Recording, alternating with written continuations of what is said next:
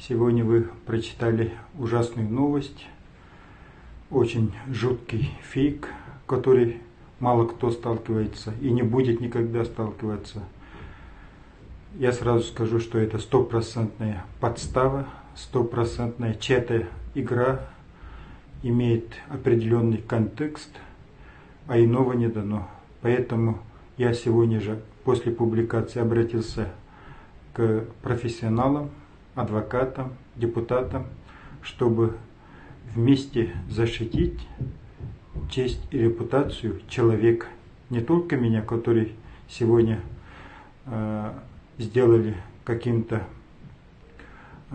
ужасным человеком, да, но и в целом человек, потому что не должно быть такого. Написал, распространил и не отвечаешь. Поэтому мы готовим иски, и пусть следствие разберется. Я знаю, что справедливость всегда восторжествует. Поэтому я уверен в своей победе. А сила в правде. У меня очень хороший сегодня боевой настрой был, так как встретился с земляками, волонтерами. Мы определились по очень многим вопросам. Сегодня работал и с частью по нашим делам.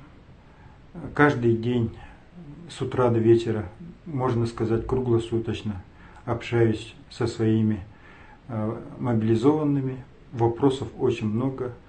Именно являюсь посредником их и с органами власти, с волонтерами, чтобы решались те или иные задачи. Не только якутян, а те, которые у нас находились из других регионов. Поэтому вот во время реабилитации, после болезни, я только этим занимался. Сейчас я стабилизировался, здоровье улучшается, поэтому я обратно собираюсь. Но вот страшная новость, конечно, всех нас шокировала. Поэтому я обязательно с этим разберусь, а так попрошу земляков, товарищей, всех, не верьте